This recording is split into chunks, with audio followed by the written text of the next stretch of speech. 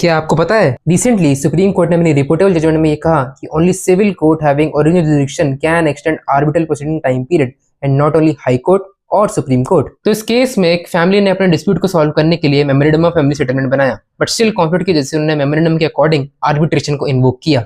और जैसे कि हमको पता है सेक्शन 29A के according 12 months from date of proceeding से आर्बिट्रल अवार्ड इशू करना, बट फिर भी सेटलमेंट नहीं हो पाया। तो सेक्शन 29A क्लॉज 3 के अकॉर्डिंग आर्बिट्रल प्रोसीडिंग्स के मैंडेट को 6 मंथ्स के लिए एक्सटेंड कर सकते कोई भी पार्टी के एप्लीकेशन पे।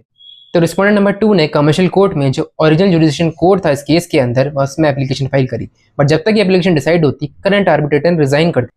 तो सेक्शन 11 क्लॉज 6 के अकॉर्डिंग न्यू आर्बिट्रेटर की अपॉइंटमेंट की एप्लीकेशन हाई कोर्ट या सुप्रीम कोर्ट में ही लग सकती। तो इसलिए रिस्पोंडेंट नंबर 2 ने हाई कोर्ट में एप्लीकेशन फाइल करी, जिसे हाई कोर्ट ने अलाउ किया और न्यू आर्बिट्रेटर अपॉइंट किया। और इसी के कुछ समय बाद कमर्शियल कोर्ट ने भी टाइम एक्सटेंड वाली एप्लीकेशन को अलाउ करके टाइम एक्सटेंड कर दिया। तो इस कमर्शियल कोर्ट के ऑर्डर के अगेंस्ट रिस्पोंडेंट नंबर 1 ने हाई कोर्ट में फाइल करी कि कमर्शियल कोर्ट के पास कोई जुरिडिक्शन नहीं है इसको अलाउ करने का, क्योंकि according to section 42 of this act अगर एक एप्लीकेशन एक कोर्ट में लगती तो इवन फर्दर एप्लीकेशन भी उसी कोर्ट में लगेगी।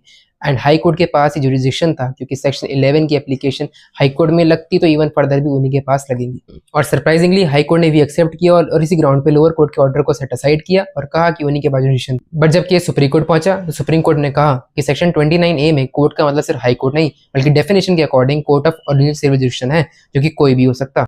और ये कहना भी बिल्कुल गलत है कि आर्बिट्रल प्रोसीडिंग्स को हाई कोर्ट और सुप्रीम कोर्ट बिग ब्रदर की तरह वॉच करते हैं, क्योंकि एक बार आर्बिट्रल अपॉइंट करने के बाद रेफरल कोर्ट फंक्शंस ऑफिशियल हो जाता है। और इसी ग्राउंड पे सुप्रीम कोर्ट ने हाई कोर्ट के ऑर्डर को सेटिस्फाइड कर दिया और कमर्शियल कोर्ट के टाइम एक्सटेंशन के ऑर्डर को रिस्टोर कर दिया।